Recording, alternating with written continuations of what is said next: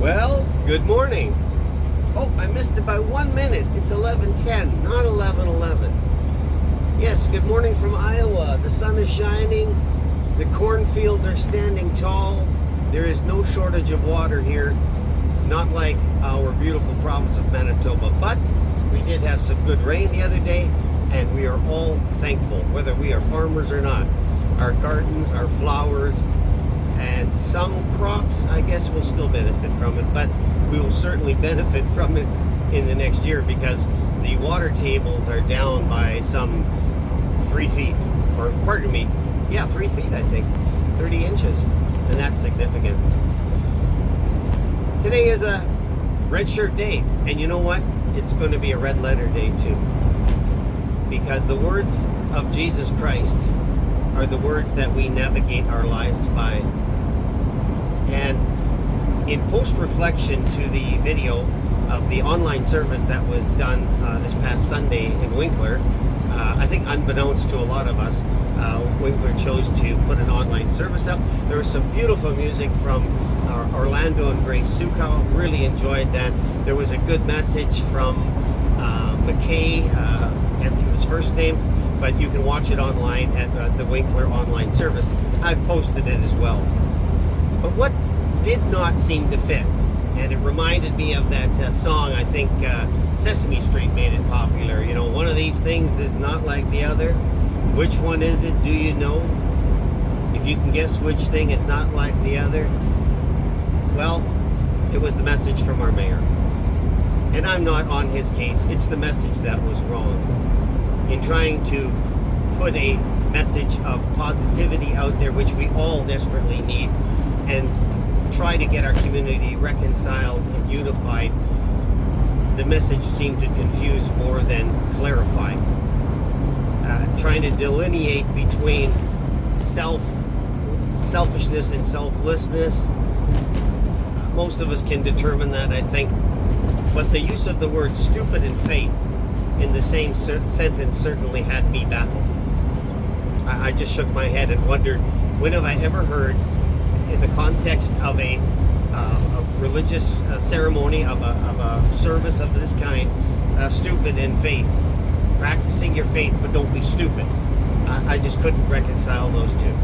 So what I wanted to offer, because I'm not the mayor, and I don't want to be the mayor. People ask me that all the time. I said, no, that's not the point. My point is I'm a concerned citizen trying to raise the level of positivity in our community. What would it have sounded like if our mayor, for perhaps using different words, might have said this? Hello, my name is Martin Harder. I am your mayor. I am not the mayor of some of you. I am the mayor of all of you. And I am keenly aware of the division in our community. And it saddens me. My heart breaks, and I'm sure your heart breaks too, for the damage that the politics of COVID have done to our community. But the good news is we can change that. The good news is the good news, and the good news of Jesus is the methodology, the ideology, and the theology by which we can stand up straight again, get our ship upright, get our message positive, and start to stand together as a unified community.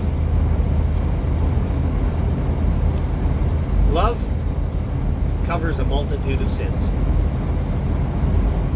And the reason why it does that is when it permeates our hearts, it causes us to lay down our weapons of mass destruction. And in today's world, the weapons of mass destruction are our words. It also causes us to drop our end of the rope in a tug-of-war of public opinion. And the tug-of-war in our community right now is essentially in two camps: the vaccinated people and the unvaccinated people.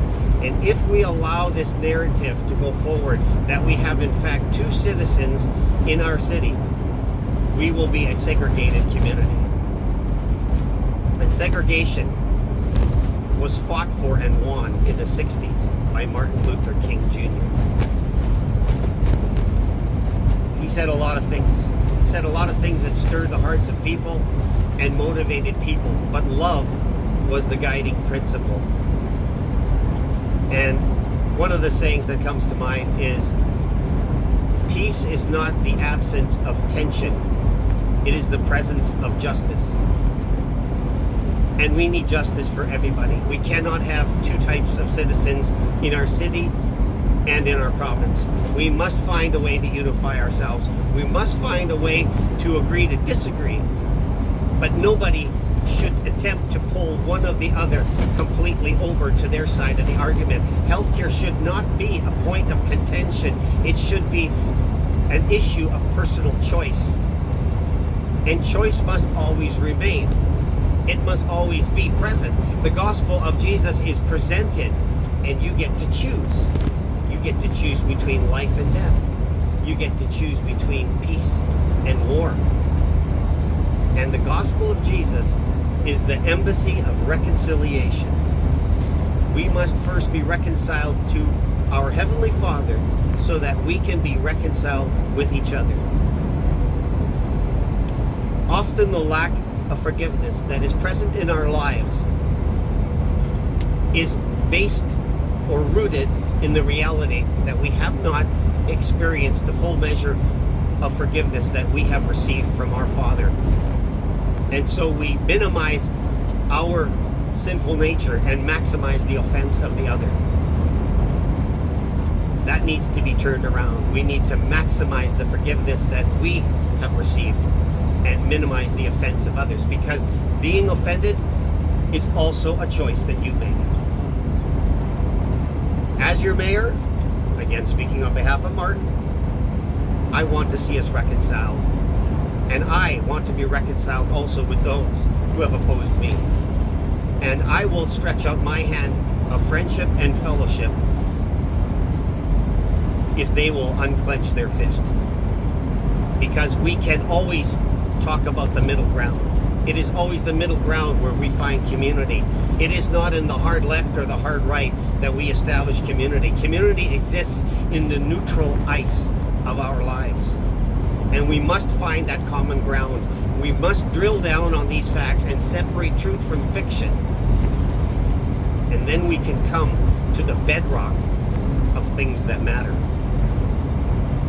So I encourage you, and I challenge myself, to be ambassadors of reconciliation in a community that desperately needs it. May God bless you all, and may God bless the city of Winkler. Have a great day.